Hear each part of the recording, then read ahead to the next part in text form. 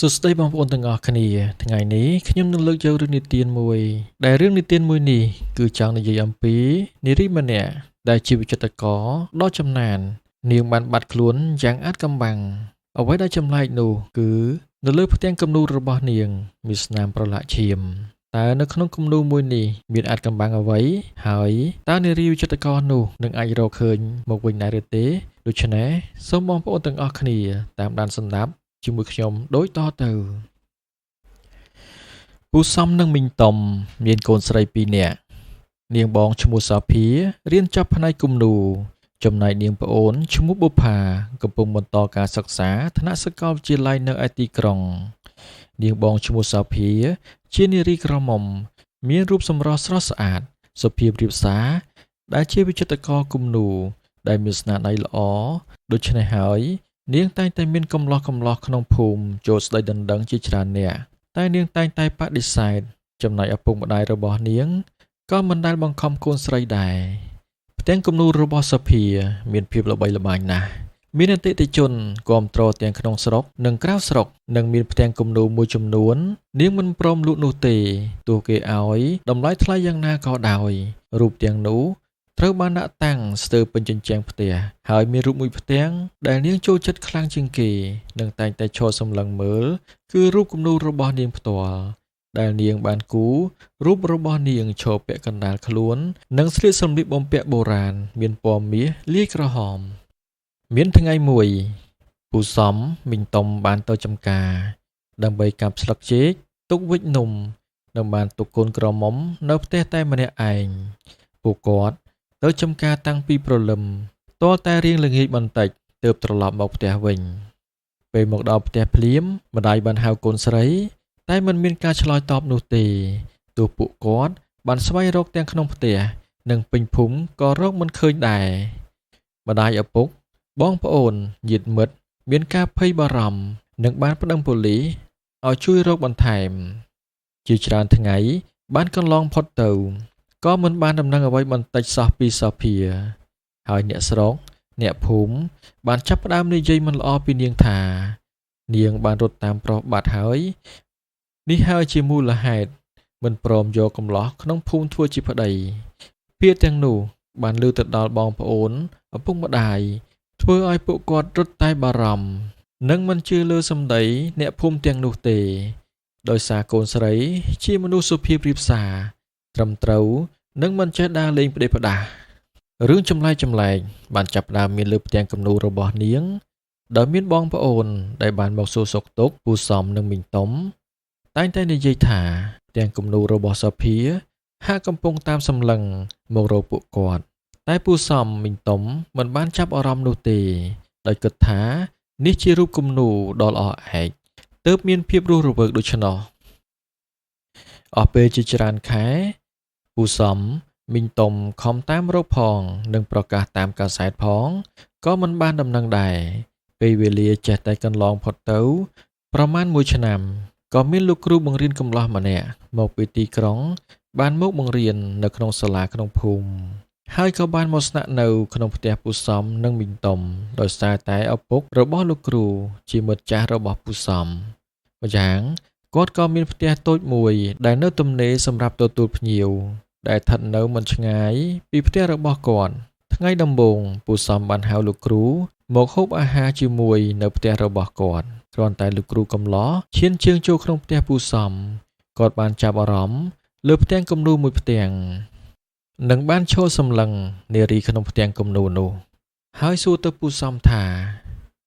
លោកពូផ្ទាំងគំនូរនេះស្អាតណាស់នារីក្នុងផ្ទាំងគំនូរហាក់បីដូចជាកំពុងតាមសម្លឹងរូបខ្ញុំមិនដាក់ភ្នែកសោះពូសំបានប្រាប់ថារូបនារីក្នុងផ្ទាំងគំនូរនោះជារូបសាភាកូនស្រីរបស់គាត់កំឡោះយើងក៏មិនបានសួរអ្វីច្រើនទៀតទេបន្ទាប់ពីហូបអាហារនិងនិយាយលេងលោកគ្រូកំឡោះបានលាពូមីងទៅសម្រាកវិញលោកគ្រូនៅតែគិតដល់និងមានការឆ្ងល់ថាគំនូរនោះហាក់មានជីវិតនិងមានអារម្មណ៍ថាមានអ្វីមួយលាក់បាំងក្នុងផ្ទាំងគំនូរយប់នោះគាត់បានយល់សប្តិឃើញនារីក្នុងផ្ទាំងគំនូរបង្ហាញខ្លួនចំពោះមុខគាត់ហាក់បីដូចជាចង់ប្រាប់រឿងអ្វីមួយ ឲ្យគាត់បានដឹងមិនទាន់ទាំងនិយាយគ្នាផងស្រាប់តែគាត់បានភ្ញាក់ដោយសារតែសំឡេងឆ្កែលូរួចគិតថាប្រហែលមកពីគាត់គិតច្រើនពីនារីក្នុងផ្ទាំងគំនូរទើបចេះតែយល់សពដេកផ្ដាស់ដូច្នោះយប់ទី2បានមកដល់គាត់បាននៅអង្គុយកែកិច្ចការរបស់សិស្សរហូតពាក់កណ្ដាលយប់បំរុងនឹងចូលសម្រានក៏ក្រឡេកទៅមើលផ្ទះពូសំហើយបានឃើញនារីម្នាក់មានសក់វែងកំពុងឈរគូគំនូរតែដោយសារតែឆ្ងាយផងនិងងងឹតផងមិនអាចឃើញមុខនាងច្បាស់នោះទេគាត់ក៏មិនចាប់អារម្មណ៍ក៏ចូលសម្រានជាធម្មតាយប់នោះក៏ដូចជាយប់ទី2ដែរគាត់នៅកែលំហាត់របស់សិស្សនឹងបានឃើញនារីម្នាក់នោះម្ដងទៀតកំពុងឈរគូគំនូរកំឡោះយើងគាត់កាន់តែឆ្ងល់ឡើងក៏បានដើរទៅសួរពេលមកដល់រកមិនឃើញអ្វីនោះទេគឺបានជួបតែពូសំតែប៉ុណ្ណោះលោកគ្រូកំឡោះក៏សម្រេចចិត្តសួរពូសំថាលោកពូពីយប់ហើយខ្ញុំបានឃើញនារីម្នាក់កំពុងឈរគូគំនូរនៅមុខផ្ទះលោកពូតើនាងនោះជានរណាពូសំឆ្ងល់នឹងប្រាប់ថាគាត់មានកូនតែ2នាក់ទេដោយកូនស្រីបងជាអ្នកចូលចិត្តគូគំនូរបានបាត់ខ្លួនជាង1ឆ្នាំមកហើយចំណែកកូនស្រីប្អូនបានទៅរៀននៅសាកលវិទ្យាល័យនៅឯទីក្រុងឯណោះហើយសប្តាហ៍ថ្ងៃគាត់នៅតែ2នាក់តាយាយប៉ុណ្ណោះប្រហែលជាក្មួយឯងព្រិលភ្នែកទេដឹងនិយាយរួចពូសំហាក់រលីងរលោងទឹកភ្នែកចង់យំលោកគ្រូកំឡោះក៏យល់ការហើយនិយាយលាលោកពូទៅសម្រាកវិញយប់នោះខ្យល់ត្រជាក់បក់មកតិចសំឡេងស្លឹកឈើបក់មកប៉ះគ្នាហាក់ដូចជាសូរសោកសៅនារីក្នុងរូបគំនូរបានឈរមុខលោកគ្រូមុខស្រស់ស្អាតតែពោពេញទៅដោយទុក្ខសោកយាងលើកដៃទាំងស្រក់ទឹកភ្នែកអង្វរលោកគ្រូដោយសំឡេងស្រាលលោកគ្រូជួយខ្ញុំផងខ្ញុំបានស្លាប់ហើយខ្ញុំមិនបានរត់តាមប្រុសនោះទេខ្ញុំជាកូនស្រីរបស់ពូសំមីងតុំដែលបានបាត់ខ្លួនជាង1ឆ្នាំមកហើយភ្លាមទស្សនភាពក្នុងសុបិនផ្លាស់ប្ដូរនាំលោកគ្រូឲ្យឃើញដើមឈើធំមួយនៅខាងក្រោយភូមិនៅក្រោមដើមឈើនោះមានថ្មមួយដុំធំរួចនារីនោះចង្អុលទៅថ្មមួយដុំនោះហើយនិយាយថាខ្ញុំត្រូវបានគេយកទៅកប់នៅក្រោមថ្មនោះបើលោកគ្រូមិនជឿសូមមើលទៅផ្ទាំងគំនូររបស់ខ្ញុំមានស្នាមឈាមខ្ញុំអាណិតឪពុកម្ដាយរបស់ខ្ញុំណាស់សូមលោកគ្រូជួយប្រាប់ពួកគាត់ផងនិយាយរួចនារីនោះបានរលាយបាត់លោកគ្រូក៏បានភ្ញាក់ទាំងបែកញើសត្រជាក់ស្រេបបេះដូងគាត់លោតញ័រខ្លាំងបន្ទាប់ពីតាំងអារម្មណ៍មួយសន្ទុះគាត់បានបិទភ្នែកដេកវិញតែដេកមិនលក់សោះដោយសារតែគាត់នៅគិតពីហេតុការណ៍នោះរហូតទល់ភ្លឺព្រឹកព្រលឹមបានមកដល់គាត់ប្រញាប់ប្រញាល់ទៅផ្ទះពូសំហើយសូមអនុញ្ញាតមើលផ្ទាំងគំនូរដែលកូនស្រីពូសំចូលចិត្តជាងគេពេលពិនិត្យកាន់តែជិតលោកគ្រូសង្កេតឃើញស្នាមប្រឡាក់ក្រហមខ្មៅនៅជ្រុងខាងក្រោមនៃផ្ទាំងគំនូរគឺជាស្នាមដែលហាក់ដូចជាស្នាមឈាមចាស់លោកគ្រូមានអារម្មណ៍ញ័រខ្លួនបេះដូងរឹតតែលាន់លឺឡើងហើយគិតថានារីក្នុងការយកសុបិនពិតជាកូនស្រីដែលបានបាត់ខ្លួនរបស់ពូមីងមែនលោកគ្រូបានគិតមួយសន្ទុះរួចនិយាយប្រាប់ពូសំនិងមីងតុំអំពីអ្វីដែលខ្លួនបានឃើញក្នុងសុបិននិងស្នាមប្រឡាក់លើផ្ទាំងគំនូរដំបូងពូសំស្ទាក់ស្ទើរប៉ុន្តែភ្នែកគាត់ពោពេញដោយក្តីសង្ឃឹម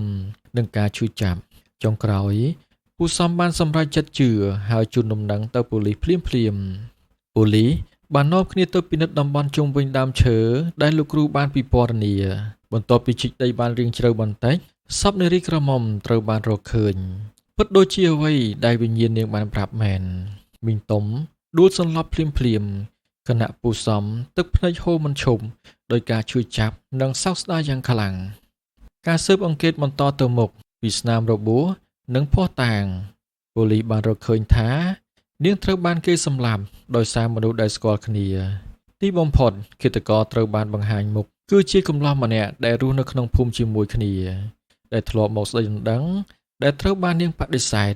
ដោយសារការខឹងនិងគិតខ្លី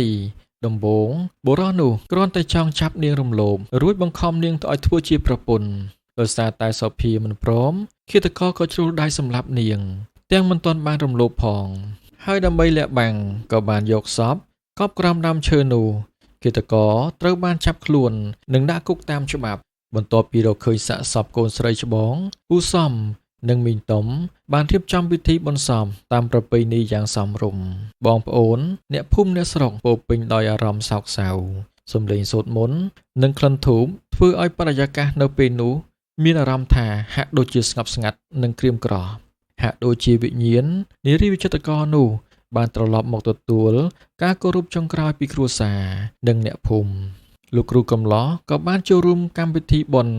មិនត្រឹមតែជាលោកគ្រូបង្រៀនដែលមកសុំស្នាក់អាស្រ័យប៉ុណ្ណោះទេប៉ុន្តែដូចជាសមាជិកមួយរូបនៃគ្រួសារពូសំដូច្នោះដែរគាត់បានរៀបចំការងារតូចធំជួយទទួលភ្ញៀវនិងជួយលួងលោមពូសំនិងមីងតុំកុំឲ្យគាត់មានអារម្មណ៍សោកសៅពេកក្នុងកំឡុងកម្មវិធីបុណ្យនោះកូនស្រីទី2របស់ពូសំក៏បានត្រឡប់មកពីទីក្រុងវិញដើម្បីចូលរួមកម្មវិធីបុណ្យរបស់បងស្រីនាងមានអត្តចរិតសុភាពរាបសារមុខស្រស់ស្អាតសាមញ្ញប៉ុន្តែភ្នែកពោរពេញដោយទុក្ខសោកដោយសារតែការបាត់បង់បងស្រីលោកគ្រូកំឡោះយើងបានជួបបុប្ផាជាលើកដំបូងនៅពេលជួយដាក់ទឹកតែជូនភ្ញៀវទាំងពីរនាក់បានសម្លឹងមើលមុខគ្នាដោយភាពអៀនប្រៀនប៉ុន្តែមានអារម្មណ៍ហាក់បីដូចជាស្និទ្ធស្នាលមួយកាត់ឡើងក្នុងចិត្តថ្ងៃបន្ទាប់ពេលជួបគ្នាជាញឹកញាប់ក្នុងកម្មវិធីបុណ្យលោកគ្រូបានសង្កេតឃើញថានាងជាមនុស្សអត់ធ្មត់ក្លាហាននិងមានចិត្តល្អនាងតែងតែជួយឪពុកម្ដាយដោយមិនត្អូញត្អែទោះបីជាមានការឈឺចាប់ក្នុងចិត្តយ៉ាងណាក៏ដោយអារម្មណ៍គោរពនិងការយល់ចិត្តបន្តបំលែងទៅជាការចាប់អារម្មណ៍និងការស្រឡាញ់ដោយមិនដឹងខ្លួនក្រោយចប់កម្មវិធីបុណ្យសពពូសំមីងតុំបានអរគុណលោកគ្រូចំពោះការជួយគ្រប់យ៉ាងពួកគាត់ក៏សង្កេតឃើញពីភាពស្និទ្ធស្នាលរវាងលោកគ្រូនិងកូនស្រីទី2ហើយមានអារម្មណ៍កក់ក្ដៅក្នុងចិត្តព្រោះឃើញកូនស្រីមិននៅឯកាបន្ទាប់ពីបាត់បង់បងស្រីចំណែកលោកគ្រូការស្រឡាញ់ដែលកើតឡើងក្នុងកម្មវិធីបុណ្យសោកសៅនោះមិនមែនជាការស្រឡាញ់ដោយអារម្មណ៍ឆាបឆេះនោះទេប៉ុន្តែជាការស្រឡាញ់ដែលកើតចេញពីការយល់ចិត្តការគោរពនិងចង់ថែរក្សាគ្នាទៅវិញទៅមកវាហាក់ដូចជាពន្លឺទូចមួយដែលកើតឡើងក្រោយពីភាពងងឹតដើម្បីផ្ដល់កម្លាំងចិត្តឲ្យគ្រួសារពូសំបន្តរស់នៅនិងចាប់ផ្ដើមជីវិតថ្មីបន្តទៀតយប់មួយក្រោយពីរឿងរ៉ាវទាំងអស់បានបញ្ចប់លោកគ្រូបានយល់សុបិនឃើញសោភាម្ដងទៀតលើកនេះនាងញញឹមស្រស់ស្រាយមុខស្រស់ស្អាតនិងស្ងប់ស្ងាត់បាននិយាយថាអរគុណលោកគ្រូច្រើនណាស់ខ្ញុំបានសុខសាន្តហើយចាប់ពីយប់នោះតទៅផ្ទាំងគំនូរមានវិញ្ញាណខ្មោចមិនមានស្នាមឈាមនិងអារម្មណ៍ចម្លែកទៀតឡើយមានតែភាពស្ងប់ស្ងាត់និងការចងចាំដ៏សោកសៅនៃនារីវិចិត្រករដែលចង់បានតែភាពយុត្តិធម៌តែប៉ុណ្ណោះ